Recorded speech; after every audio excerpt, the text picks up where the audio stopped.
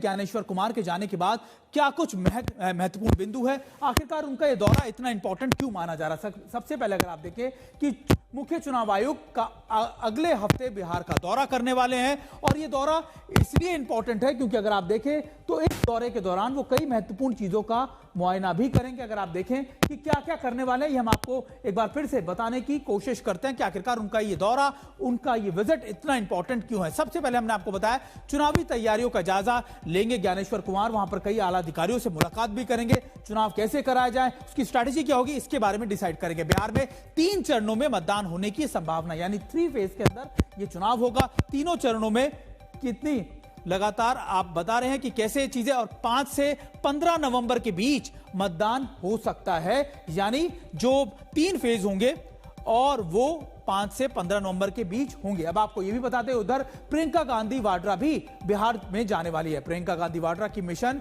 बिहार के लिए जाने की तैयारियां हैं। 26 सितंबर को वो बिहार के मोतिहारी में जाएंगी। देखिए हम आपको बता रहे हैं 26 सितंबर को वो बिहार जाएंगी, जिसमें मोतिहारी उनका एक ऐसा है, आप कह सकते हैं रैली होगी, वहां से शुरुआत करेंगे और इसी प्रचार के दौरान वो इस पूरे विधानसभा चुनावों में अपनी मौजूदगी भी सबसे पहले दर्ज कराएंगे और फिर आगाज भी करेंगे। एनडीए के गढ़ में प्रियंका गांधी का चुनावी सभा होगी और उनकी जो शुरुआत होगी वो मोतिहारी से की जाएगी। 26 तारीख को वो मोतिहारी पहुंच रही है प्रियंका गांधी वाड्रा के।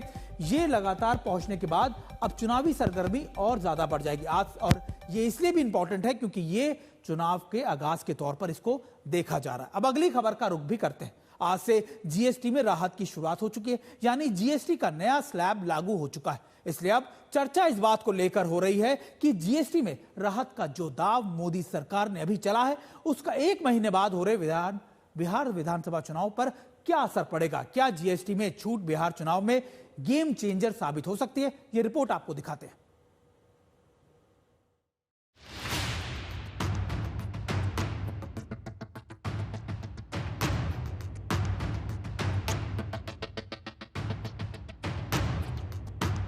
हम नागरिक देवो भवः, नागरिक देवो भवः के जिस मंत्र के साथ आगे बढ़ रहे हैं, नेक्स्ट जनरेशन जीएसटी रिफॉर्म में इसकी साफ झलक दिखाई देती। अगर राजनीति में टाइमिंग मायने रखती है तो ये किसी मास्टर स्ट्रोक से कम नहीं। सितंबर से जीएसटी की नई दरें लागू हो रही हैं। अक्टूबर में दिवाली और छठ जैसे बड़े पर्व हैं और नवंबर में बिहार का विधानसभा चुनाव। बिहार की अब तक की चुनावी तस्वीरों ने तकरीबन ये साफ कर दिया है कि मुद्दों की मोर्चाबंदी में कौन कहां खड़ा है। महागठबंधन की पूरी ताकत वोट चोरी के आरोपों पर एनडीए को घेरने की है, तो एनडीए पीएम मोदी और नीतीश के डबल इंजन सरकार के कामकाज यानी सुशासन को ही अपना सबसे बड़ा चुनावी अस्त्र बनाता दिख रहा है। पीएम मोदी का बार बार बिहार दौरा, हर दौरे में बिहार की तस्वीर बदलने वाली परियोजनाओं की घोषणा या उद्घाटन।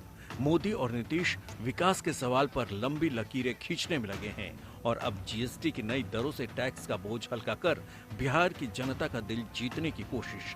कह सकते हैं कि पीएम मोदी ने एक और एक 11 वाला दांव चला है।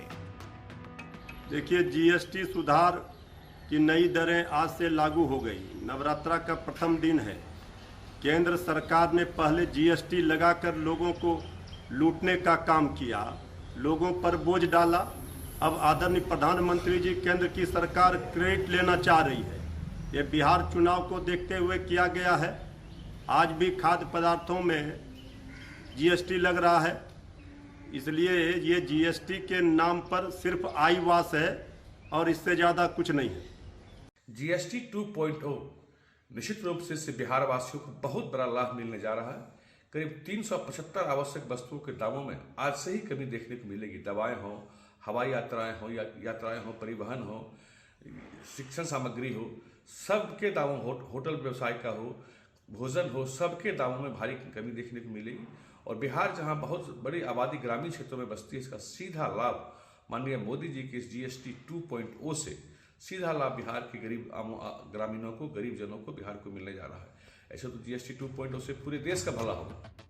महंगाई में मामूली राहत भी बिहार के लिए क्यों बड़ी और गेम चेंजर साबित हो सकती है, इसे ऐसे भी समझिए। बिहार की 34.06% ग्रामीण आबादी आज भी गरीबी रेखा के नीचे है। 31.23% शहरी आबादी भी गरीबी रेखा से बाहर आने की जद्दोजहद में लगी है। 34.13% आबादी की आज भी मासिक आय 6,000 या इससे कम है, यानी रोजाना 200 रुपए। तो ऐसे में बिहार में जब नई जीएसटी से जेब पर महंगाई का बोझ कम होगा, रोजमर्रा की जिंदगी की जंग में मदद मिलेगी, तो शायद इसका चुनाव में फायदा भी हो। कम से कम एनडीए को यही उम्मीद होगी। लेकिन फिर विपक्ष के पास भी ये बताने और समझाने का मौका तो है ही कि आखिर नीतीश के लंबे कार्यकाल के बाद भी बिहार इतना मजबूर और मदद का मोहताज क्यों है। शशि भूषण के साथ रोहित सिंह, पटना, आज तक।